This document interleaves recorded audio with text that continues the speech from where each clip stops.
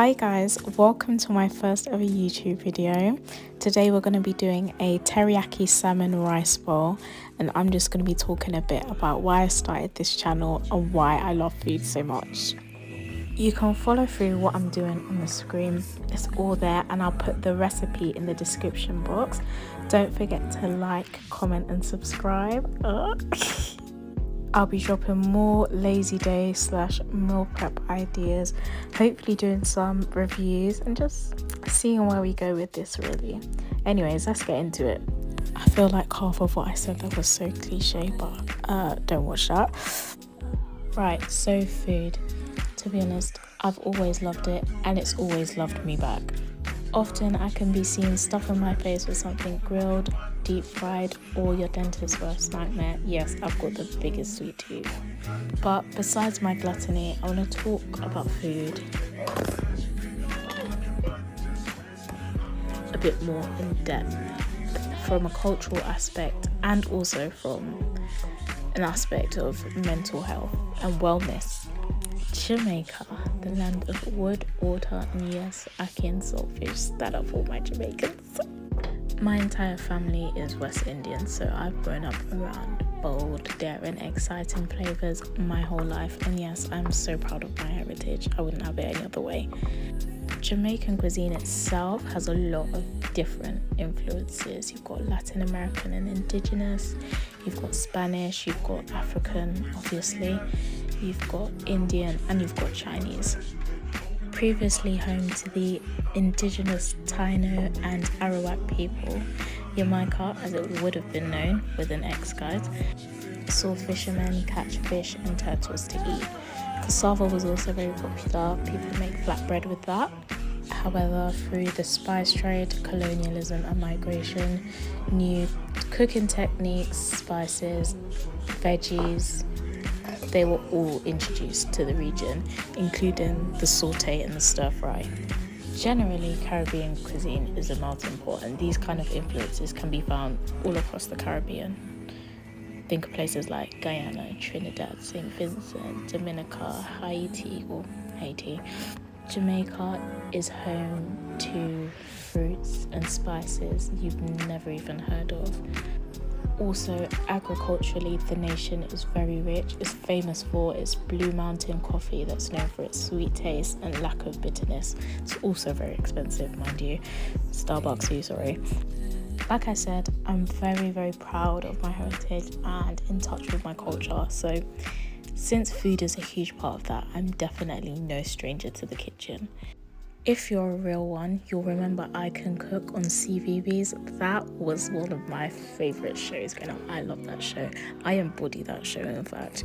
Over the years, I've gone from experimenting with ketchup in instant noodles, attempting to eat raw Scotch bonnets, to being a little sous chef in the kitchen. My mum was often the one that would usher me out of the kitchen, whereas I would sneak in when it was dad's turn to cook, and it would all be good. He would lecture me about everything from hygiene to balancing flavours. He also taught me how to bake because he's a great baker. I remember when I was about 12, it was a Sunday. If you're Jamaican, you know about a Sunday dinner, and it was ackee and saltfish with hard food. He basically taught me through it. I made everything.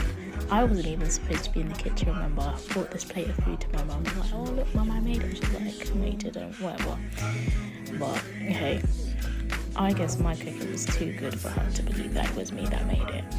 Anyways, time passes and it just becomes like second nature to me. And I think in my teenage years, that's when I really got into baking.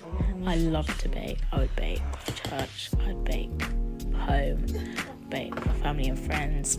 At one point I tried doing a little thing, baked for a birthday party and a baby shower, yes. And then came 2020, the year I won't forget in a hurry. I'm sure most people won't, but that was the beginning of the COVID-19 pandemic era. Many of us were now trapped in our homes, separated from our loved ones, and literally watching the world and society as we knew it crumble in front of our eyes on the news. Well, at least that's how I perceived it. Many people we knew were either grieving, ill, or just scared for their lives. And even though it was this shared experience, it was very, very easy to feel alone and isolated. I myself struggled with intense feelings of isolation, but also relentless anxiety, because my mum was one of those people on the front line working 12.5-hour shifts, risking her life to aid other people in the hope that we could beat this pandemic. To this day, I don't know how she did it, and that's why I will have the utmost respect for people like her colleagues that went through that. But during those months, for me personally, it became my escape and my coping mechanism, as I'd escape boredom, anxiety. When I've been sat in front of the TV too long, let's see what's in the fridge to cook, because luckily we were one of the households that were fortunate enough never to have an empty fridge, thank God. Also, making sure my mom came back home to something home cooked, freshly prepared, whether it was good, great, or disgusting. That was my way of giving back to her, because at the time it was the only way I could or knew how to. It was a helpless situation for us all, but that was my way of getting through it, and my way of, saying, we're still in this together. 2-3 years later, and everyone's still waiting on me to cook for them, but hey, I guess everyone's time will come. And it was somewhere during this period that I decided to start posting stuff on Instagram. Not because I really wanted to do anything with it, but like I said, it was an outlet for me, and I just wanted to, share that online with friends and family, people that are close to me, and know I could cook. Food has definitely given me identity and purpose. I think that's what I found in food. Food has definitely helped me to navigate my darkest days and has been the highlight of my brightest. Like, think of your birthday. What does everyone do? Share a meal with the family. What do people do at Christmas? Share a meal with the family. What about Diwali? What about Eid? This is why, food for me is such a big thing, and it's something that's important to us all. It's the thing that sustains us, right? But I also understand how thin the line is between a healthy and an unhealthy relationship with food, and that's why my goal for 2023 is to really work on building a better, healthier relationship with food, not the stress, panic, comfort eating, but being conscious of what I put into my body. Less of the processed stuff, less of the fast food, even though I can't lie, I've been to Wendy's and McDonald's a few times. Staying hydrated, trying new cuisine, that's what this channel for me is about. And obviously sharing a bit of inspiration with you guys, and my food journey. Food is like a story, it's like a journey for me, more than just what you stuff your face with. But that's what this is about, and I hope you stick with me on this little adventure that we're going on. Let's see where it goes.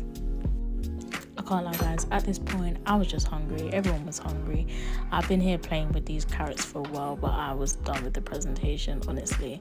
Just chuck it in a bowl, slap some sauce on it, and you're actually good to go. It's more what's in the food and the nutrients.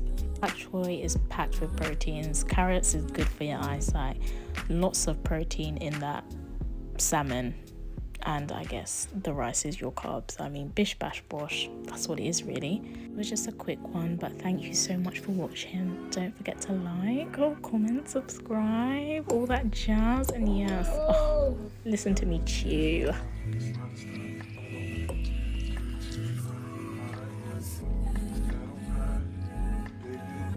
Leave a comment and let me know what type of videos you want to see, and I'll be back. Maybe I won't. We'll see how it goes. Bye.